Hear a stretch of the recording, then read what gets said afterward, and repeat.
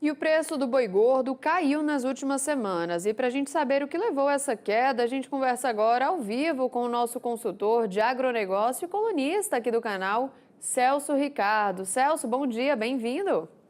Bom dia, Carol. Prazer estar com você de novo no programa. Maravilha, vamos entender então, né, as causas para a queda aí do preço do boi gordo, né? Eu estava acompanhando a matéria agora e estava vendo as projeções de São Paulo com a leve suba e uma realidade de estagnação no preço a nível de Brasil.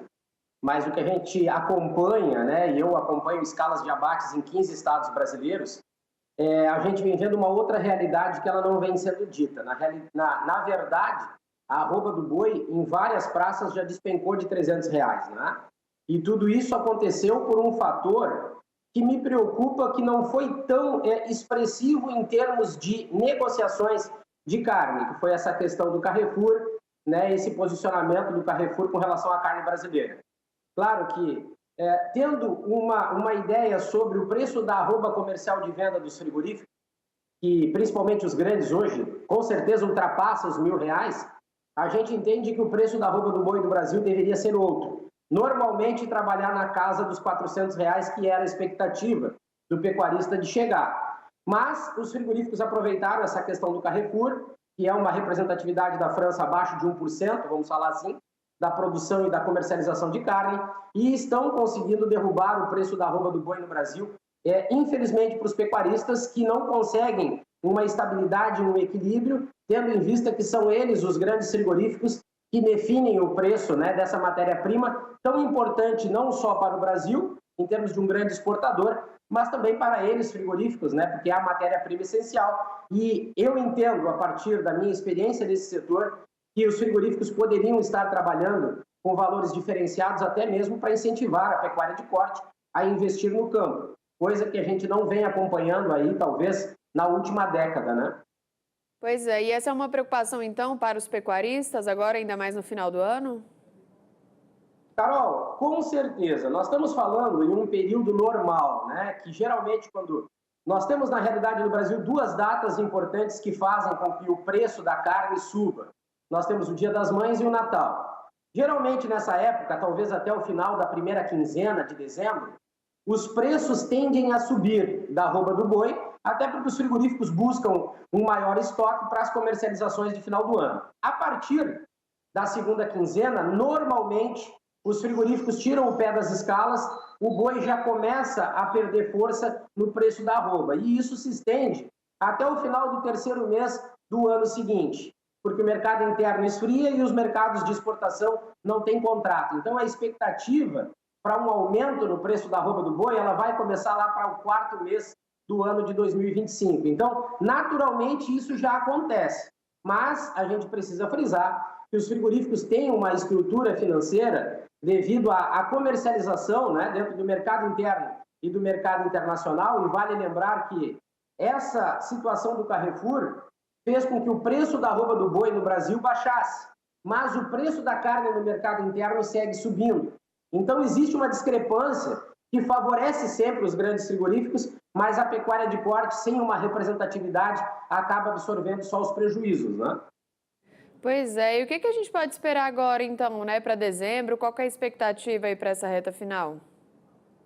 Olha, eu, nos meus 26 anos que trabalho junto a essa cadeia produtiva também, eu vejo que precisaria ter uma aproximação maior e uma maior representatividade dos pecuaristas, porque é como eu digo, se nós tivéssemos, né, acesso aos valores comercializados pelos frigoríficos, a gente sabe que os grandes exportam para mais de 100 países, eles dominam o mercado interno e com isso eles conseguem regular o preço da arroba do boi.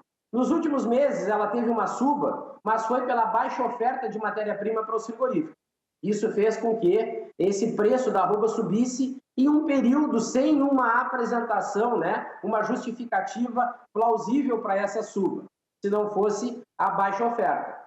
Mas eu acho que a pecuária de corte brasileira deixa a desejar por não ter uma forte representatividade, né, junto ao setor frigorífico e também ao Ministério da Agricultura.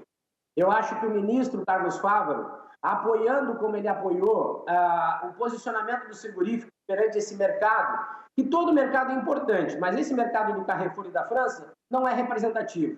Então, o ministro, através da sua fala, deu apoio à indústria e, naturalmente, esqueceu de falar ou de se preocupar com a pecuária de corte, que é a base para a produção de carne bovina. Então, a pecuária de corte brasileira, ela deixa a desejar em termos de representatividade.